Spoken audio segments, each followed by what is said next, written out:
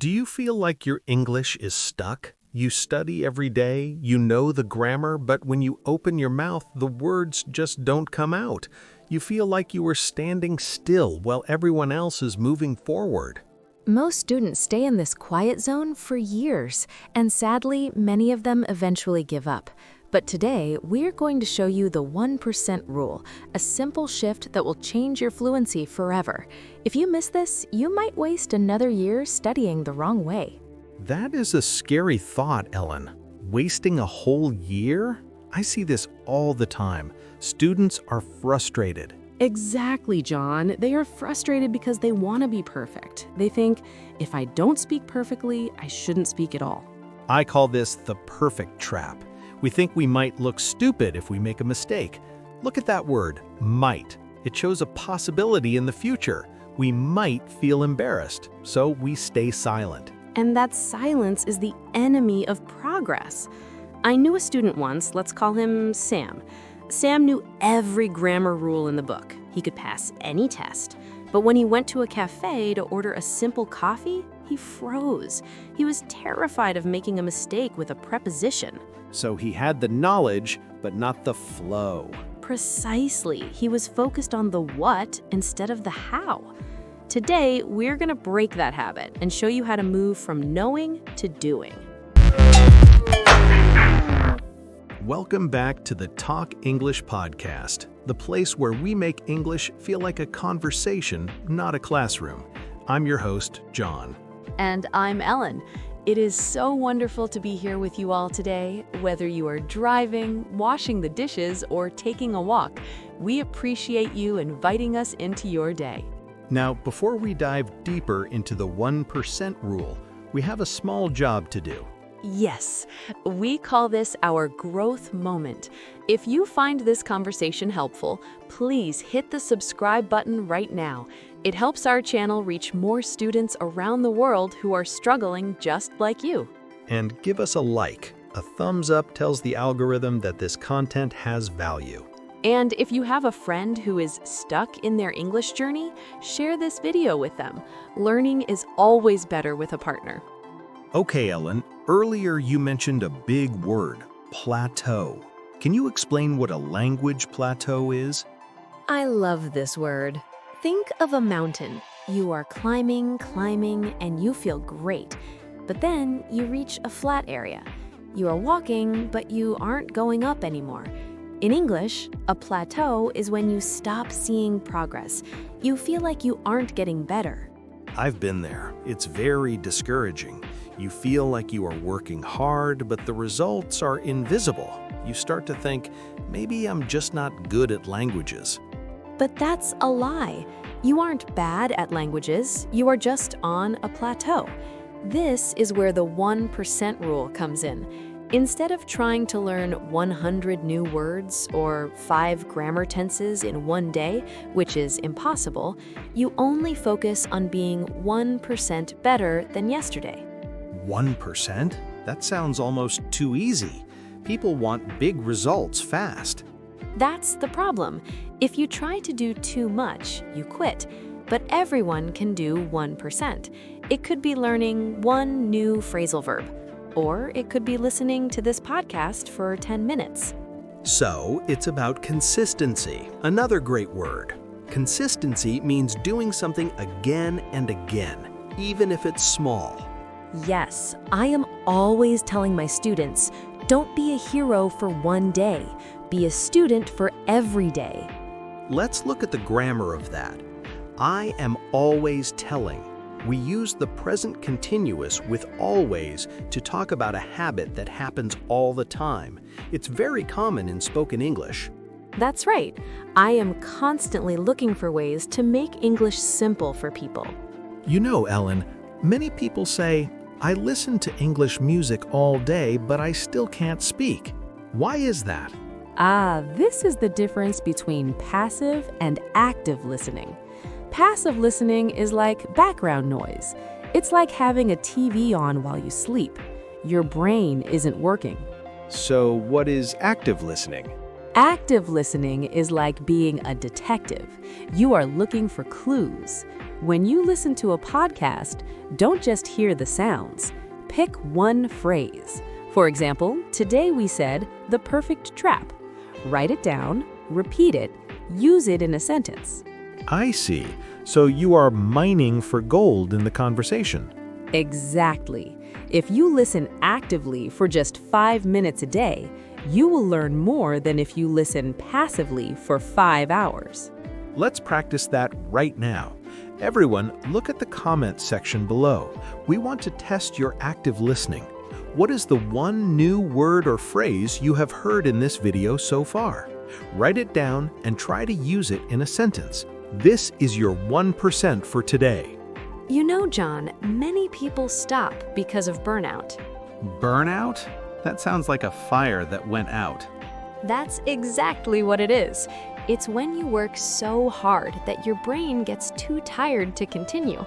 You feel exhausted. You lose your passion. I've felt that. Last year, I tried to learn the guitar. I practiced for 4 hours every day. After 2 weeks, I hated the guitar. I had total burnout. This is a huge lesson. Rest is not the enemy of work. Rest is part of the work. If you rest your brain, you actually remember words better. Scientists say that our brain processes information while we are resting or sleeping. That's a deep thought. So if I take a break, I'm not being lazy? I always felt guilty when I wasn't studying. Not at all. You are recharging your mental battery. Let's practice some synonyms. Instead of saying, "I am tired," you can say, "I am exhausted" if you are very tired. Or if you feel good after a rest, you can say, "I feel refreshed," or "I feel content." Content. That's a nice word. It means feeling happy and satisfied with what you have. I think we need more content students, not just stressed students. Ellen, let's talk about the cafe moment again. Why do we freeze when we talk to a native speaker? My heart starts beating fast and my mind goes blank. That is the fight or flight response. Your brain thinks the native speaker is a tiger. Tiger? I'm pretty sure the waiter at the coffee shop isn't going to eat me. Your logic knows that, but your lizard brain, the old part of your brain, doesn't. It feels a social threat. You are afraid of being judged. So how do we fix it? You have to lower the affective filter. This is a term we use in language teaching. When you are stressed, your filter is high and no language can get in or out. When you are relaxed, the filter is low. How do we lower it? By accepting that you will make mistakes. If you go into a conversation thinking, "I am going to make at least 3 mistakes," you aren't afraid anymore. You are expecting it. That's brilliant. It's like a game. Oh, there's mistake number 1. 2 more to go. It makes it fun. Let's talk about a big goal for many students. Thinking in English. Is it possible for someone who is still at the beginner to intermediate level? Yes, but you have to start small. Don't try to think about philosophy or the meaning of life. Start with your physical world. Look around you right now. In your head, say, "There is a window. The sun is shining. I am sitting on a chair. I am drinking tea." Oh, I see. You're building a bridge between the object and the English word without using your native language as a middleman. Precisely. This is what we call active thinking. And here is a grammar secret. Use the first conditional to set your goals. For example, if I describe 5 things in my room today, I will feel more confident tomorrow. If plus present, then will plus verb. It's a promise of a result. Exactly. And be kind to yourself. Use self-compassion. That's a big phrase, but it just means being a good friend to yourself. When you make a mistake, don't say, "I'm stupid." Say, "I'm learning. My brain is growing." I think that is the most important lesson of all. The way we talk to ourselves changes everything. If you are mean to yourself, you will want to quit. If you are kind, you will keep going. Ellen, I noticed that textbooks often teach us to say, "How do you do?" But nobody actually says that in real life. You are so right, John. That is textbook English. In real life, we use colloquial English. That means informal, everyday language. Like, what's up? Or how's it going? Exactly. Or using contractions like I'm instead of I am. If you want to sound more natural, you should learn these small fillers. Words like actually, basically, or to be honest. They don't have a lot of meaning, but they give you time to think. Yes, they're like thinking bridges. If someone asks you a question, you can say, well, to be honest, while your brain searches for the answer. It sounds much better than just staying silent. We have covered a lot today, Ellen. From the 1% rule and active listening to the lizard brain and thinking in English. It feels like we are opening a new door for everyone listening. It really does. My biggest lesson this year was that progress is not a straight line. Sometimes you go up, sometimes you go sideways, and that is okay. My lesson was very similar. Rest is productive.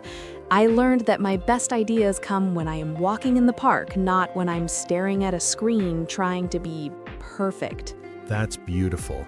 Now we want to hear from you, our wonderful Talk English podcast family.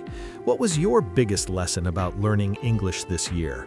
Was it a grammar rule or was it a change in your mindset? Tell us in the comments. Use the present perfect if it's a recent change.